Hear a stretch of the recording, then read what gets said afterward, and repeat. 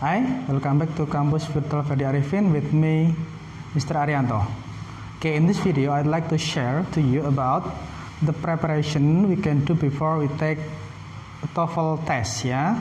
Jadi apa saja yang harus kita lakukan sebelum kita mengambil tes TOEFL ya. Tentunya agar kita bisa mendapatkan skor yang maksimal.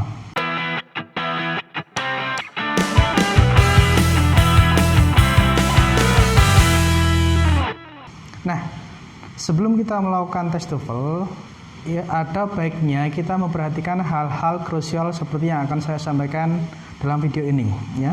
Yang pertama, pastikan kita tahu kapan kita akan mengambil tes TOEFL. Kenapa demikian? Karena tes TOEFL itu kita tahu di Indonesia itu tidak murah ya. Apalagi kalau kita mengambil tes TOEFL yang ITP, yang keluaran dari ITS, biasanya diselenggarakan di tempat-tempat yang sudah memiliki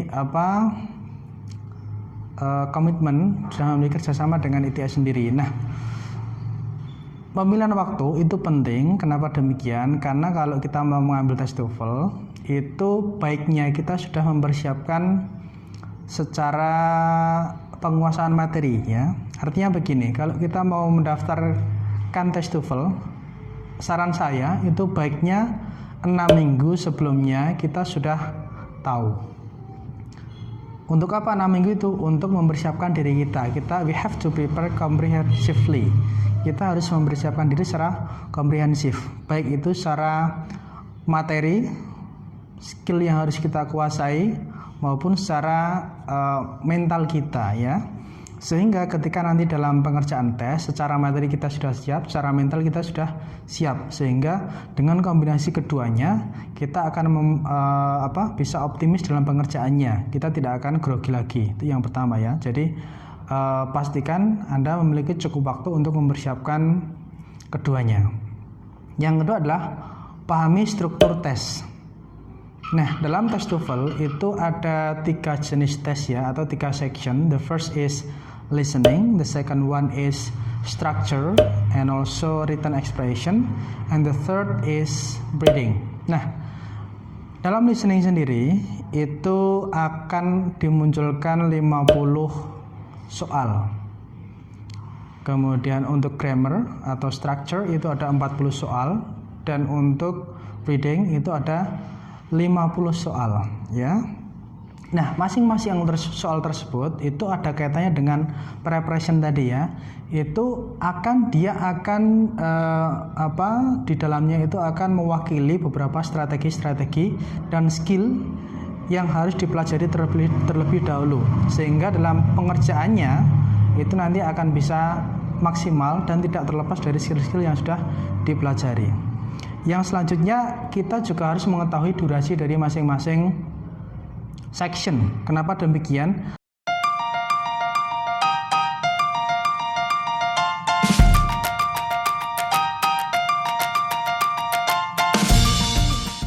Agar kita mengerjakannya itu memiliki strategi atau manajemen waktu yang tepat.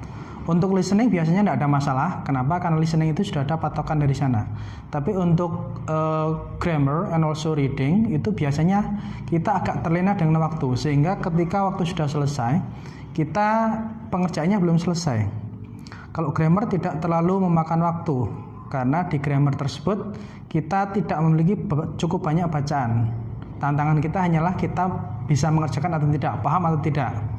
Berbeda dengan reading ya. Reading itu untuk mengerjakannya saja kita harus membaca bacaan yang cukup panjang.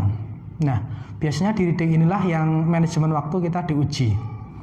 Mungkin di awal kita mengerjakan terlalu serius, tapi ternyata ketika waktunya sudah mau selesai, kita belum menyelesaikan menjawab soalnya. Nah, itu tantangan pada reading biasanya ya. Nah, berapa sih waktunya, durasinya? Durasi untuk pengerjaan listening itu sekitar 35 menit. Semua sama, artinya dalam satu ruangan tersebut kita tidak mungkin ketinggalan. Paling ketinggalan garapnya saja. Tapi ketika itu begitu audio dimatikan, kita harusnya sudah selesai mengerjakan. Kemudian, mulai di structure inilah tantangan kita untuk manajemen waktu ya.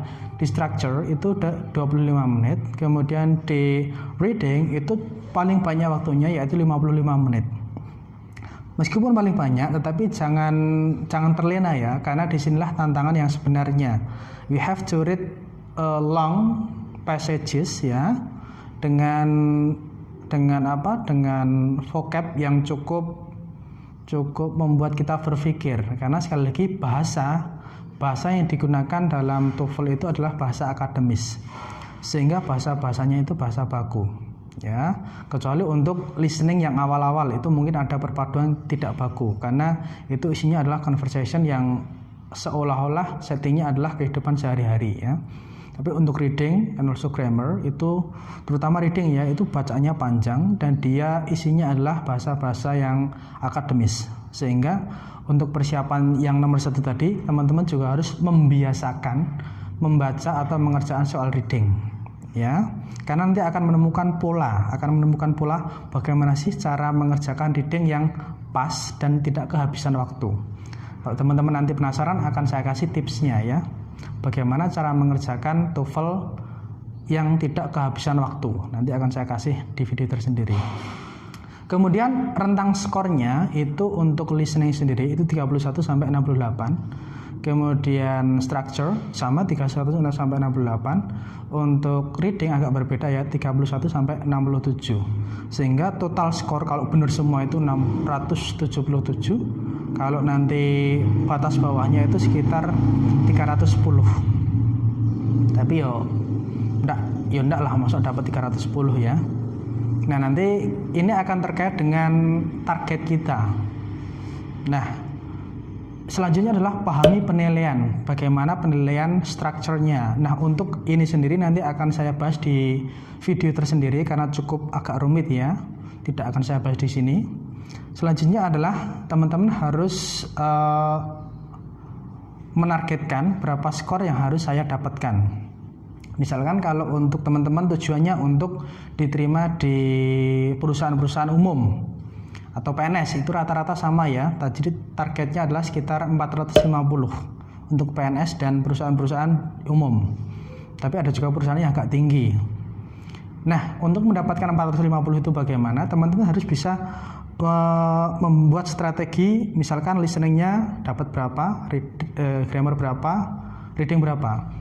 Minimal begini, kalau targetnya 450, maka listeningnya benerkan 20. Kemudian structure-nya benerkan 23. Kemudian reading-nya minimal 20, itu minimal ya. Kalau lebih syukur-syukur. Yang penting kan target sudah terpenuhi. Tapi kalau untuk perusahaan-perusahaan BUMN ya, BUMN itu biasanya targetnya adalah 500. Nah, pembagiannya bagaimana? Maka 30 untuk listening, 28 untuk structure, kemudian 29 untuk reading. Itu nanti sudah memenuhi batas minimal. Lebih boleh sekali ya. Kalau tujuannya adalah LPDP atau scholarship yang ke luar negeri, tapi kalau ke luar negeri kebanyakan sudah IELTS ya, tapi ada juga masih mengkonversikan ke TOEFL. Boleh TOEFL selama nilainya 550, atau LPDP boleh, beasiswa LPDP ya. Maka pembagiannya begini, 35 untuk listening, 34 untuk structure, dan 47 untuk reading. Nah, itu adalah strategi pengerjaan soal yang harus benar pada target tertentu. Dan yang selanjutnya, setelah semuanya itu selesai, jangan lupa jaga kondisi tubuh. Pastikan teman-teman sehat ketika hari H pengerjaan soal ya, atau hari H tes. Nah, itu saja tips yang saya berikan untuk hal lain-lain, penilaian, kemudian cara pengerjaan tepat waktu atau waktunya cukup, nanti akan kita bahas di video yang lainnya. Tetap semangat belajar TOEFL dan jalani jamu. Cayo.